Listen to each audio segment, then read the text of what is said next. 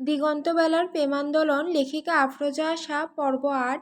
বেলার দাদি রূপজান পাটোয়ারির বুকে মুখ গুজে ন্যাকা কান্না কাঁদছে বৃষ্টি।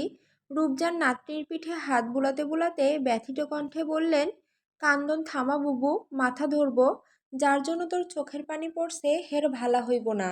বৃষ্টি নাক টেনে বলে, আমাকে মেরে কাজটা ভালো করলো না। ওকে আমি কত ভালোবাসি, আর ও এভাবে আমাকে অপমান করলো। এর শোধ কিভাবে তুলতে হয় তা ভালো করে জানা আছে আমার। রূপজান নাতনিকে লাই দিয়ে বলল, একবার ওই ভাবওয়ালা স্যারেডারে কাবু কইরা বিয়া কর, তারপর হের নাকে দড়ি দিয়া ঘোড়াই নিয়া বেড়াবি। দাদির আশকারায় যেন আকাশের চাঁদ হাতে পেল বৃষ্টি। মনে মনে কিছু একটা ছক কষে নিয়ে শয়তানি হাসি দিল। লিভিং রুমের সোফায় রাসেল পাটোয়ারি আর রহমান পাটোয়ারির সামনে নির্বাক হয়ে বসে আছে দিগন্ত। দিগন্তের পাশে দুরু দুরু বুকে বসে আছে দিহান। ওদের মাঝে মাথা নিচু করে দাঁড়িয়ে আছে বেলা। দিগন্ত বেলার দিকে ঘুরেও তাকাচ্ছে না, শটান হয়ে চুপচাপ বসে আছে। দৃষ্টি রহমান পাটোয়ারির দিকে। একটু দূরে বেলার মা আমেনা, চাচি রিনা আর বানি দাঁড়িয়ে আছে। চোখ মুখ শুকনো সবার। রাসেল পাটোয়ারি বেলার দিকে জিজ্ঞাসু চোখে চেয়ে বলল, কি হয়েছিল তখন? বৃষ্টি কেন তোমায় মেরেছিল? কিছুটা সময় পেরিয়ে গেল। বেলা নিরন্তর হয়ে আগের মতোই দাঁড়িয়ে আছে। রহমান পাটোয়ারি ছোট মেয়ের কাছে এসে ওর মাথায় হাত রেখে আশ্বাস দিয়ে বলল, কি হয়েছিল আব্বুকে বলো। তুমি কি ভুল কিছু করেছিলে যে কারণে বৃষ্টি মেরেছে? আব্বুকে বলো বেলা।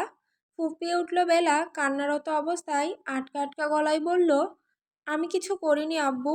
আপার ফোনে কল এসেছিল, পাশে আপা ছিল না বলে আমি তুলেছিলাম। এই কারণে আপা কেন যেন রেগে গেল, আমাকে অনেক বকলো। কথাটুকু বলে বেলা ঠোঁট উল্টে আবার কেঁদে দিল। রহমান মেয়ের মাথায় হাত বুলিয়ে দিয়ে আদুরে গলায় বলল, কাঁদে না বেলা, এইটুকুর জন্য বৃষ্টি তোমার গায়ে হাত তুলেছে? উপরে নিচে মাথা নাড়িয়ে সাই জানালো বেলা। তা দেখে চোয়াল শক্ত করে ফেলল রহমান। গলা ছাড়িয়ে জোরে বৃষ্টির নাম ধরে ডাকলো। বাবার গলা শুনে দাদির বুক থেকে মুখ তুলে হাসলো বৃষ্টি। নিশ্চয় ওকে মারার জন্য দিগন্ত এখন ওর কাছে সরি বলবে, এজন্যই ডাকছে রহমান। সে আশায় ধূপধাপ পা ফেলে তখনই হাজির হলো লিভিং রুমে। সোজা গিয়ে দাঁড়ালো রহমানের কাছে, হালকা কান্নার রেশ ধরে ন্যাকামি গলায় বলে উঠল, আমায় ডাকলে আব্বু? রহমান পাটোয়ারি কড়া দৃষ্টিতে বৃষ্টির দিকে তাকালো। তোমার মোবাইল কোথায়? হঠাৎ মোবাইলের খোঁজ করাই হকচকালো বৃষ্টি। স্বাভাবিক গলায় বলল, আমার রুমে। নিয়ে আসো। চমকে উঠল বৃষ্টি, আমতা আমতা করে বলল, কে কে কে কেন? রহমান স্বাভাবিক গলায় বলল, না, তুমি এখানেই থাকো। বানি বৃষ্টির রুম থেকে ওর ফোনটা আনো। বানি অসহায় হয়ে দেখছিল সব। বাবার আদেশ পেয়ে বৃষ্টির রুমে গিয়ে ওর ফোন এনে রহমানের হাতে দিল। রহমান ফোনটা হাতে নিয়ে অন করলো। লক করা দেখে বৃষ্টির দিকে বাড়িয়ে দিয়ে কড়া গলায় বলল, লক খুলে দাও। মুহূর্তেই থমকে গেল বৃষ্টি। পায়ের নিচে জমিন কেঁপে উঠল ভয়ে। রহমান পাটোয়ারির কণ্ঠস্বরে কোনো আদর নেই, কোনো প্রশ্রয় নেই।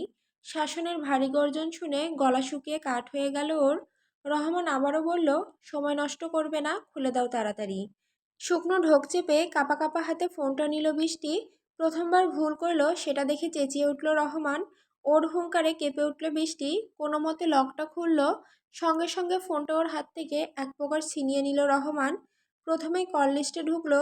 ১ নাম্বার থেকেই অনেকবার কল এসেছে। সেভ করা হার্টবিট। বিচক্ষণ রহমান পাটোয়ারি যা বোঝার তা বুঝে নিল। মোবাইলটা এক হাতে আছাড় মেরে মেঝেতে ফেলে দিল। চিৎকার করে উঠল বৃষ্টি। দাঁত কিরমিরে রাগী গলায় তেজ দিয়ে বলল, কেন ফেলে দিলে ফোন? এটা আমি নিজের জমানো টাকায় কিনেছিলাম। তোমার? আর বলতে পারল না। সপাট একটা চড় পড়ল গালে। তাল সামলাতে না পেরে ছিটকে গিয়ে পড়ল খানিক দূরে। রহমান পাটোয়ারির শরীর কাঁপছে রাগে। নিজেকে স্বাভাবিক রাখার যথাযথ চেষ্টা করে দিগন্তের দিকে তাকিয়ে বলল, আমার মেয়ের গায়ে হাত তুলে কাজটা তুমি ভালো করনি। তাদের শাসন করার জন্য আমি যথেষ্ট।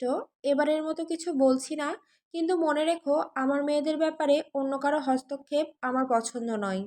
দিগন্ত কিছু বলল না, চুপ করে তাকিয়েই থাকলো রহমানের দিকে। রহমান আবার বলে উঠল, বাণীকে নিতে এসেছো, নিয়ে যাও। এই মুহূর্তে আমার পারিবারিক ঝামেলাটুকু আমি তোমাদের সামনে মেটাতে ইচ্ছুক নই। আশা করি খারাপভাবে নিবে না আমার কথা। দিহান সহসা বলল, না মামু, বুঝেছি। এখন আমাদের এখানে থাকাটা উচিত নয়, কিন্তু আম্মু যে বলল আমাদের সাথে বেলাকে নিয়ে যেতে। রহমান বেলার দিকে শান্ত চোখে তাকিয়ে শুধালো, তুমি যেতে চাও আম্মু? বেলা মানা করে দিল, মন ভালো নেই ওর, এখন কোথাও যাওয়ার ইচ্ছে নেই। ঝট করে বসা থেকে উঠে দাঁড়ালো দিগন্ত। গমগমে গলায় বলল, আমরা বাইরে অপেক্ষা করছি। কথাটুকু বলে আর এক মুহূর্ত অপেক্ষা করলো না, গটগট পায়ে বেরিয়ে গেল। ওর পিছু পিছু দিহানও সবার থেকে বিদায় নিয়ে বাইরে এলো।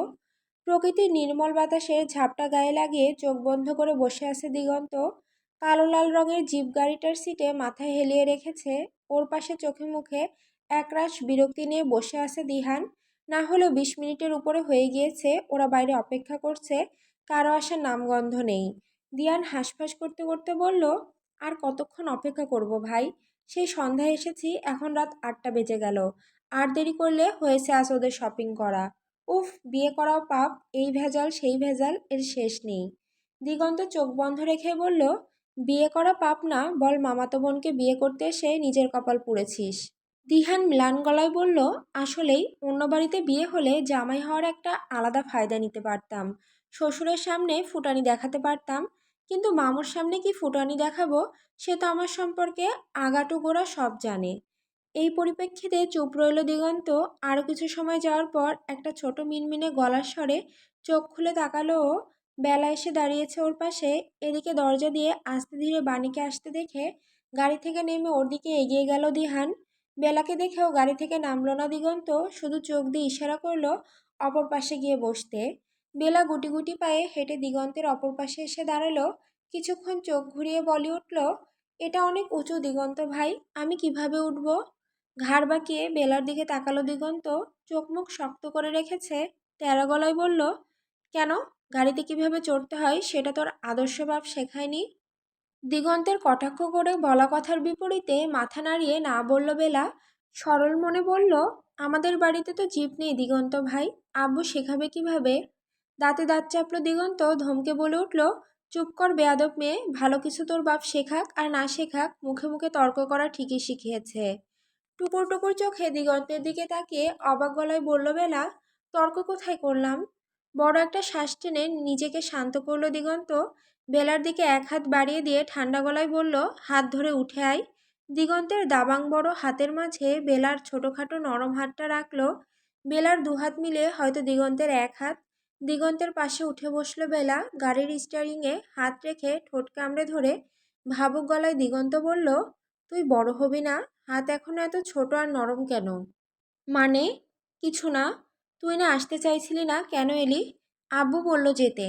ঝট করে চোখ ঘোরালো দিগন্ত, বেলার দিকে বাঁকা চোখে চেয়ে বলল, শোন, তোর বাপের দেমাক কমাতে বলবি। আমি কারো পরোয়া করে চলি না, আমার জিনিসের উপর অন্য কারো হস্তক্ষেপও আমি মানব না। বেলা সোজা গলায় বলল, আচ্ছা বলবো। বেলার কথায় ভ্রু কুঁচকালো দিগন্ত, ভারী গলায় বলল, কি বলবি? আব্বুকে বলবো দিগন্ত ভাই বলেছে তোর বাপের দেমাক কমাতে বলবি। আমি কারো পরোয়া করে চলি না, আমার জিনিসের উপরে অন্য কারো হস্তক্ষেপও আমি মানব না। চোখ মুখ বিরক্তিতে ছেয়ে গেল দিগন্তের। এ কোন ভেজাল, কোনটা কটাক্ষ কোনটা কি তাই বোঝে না।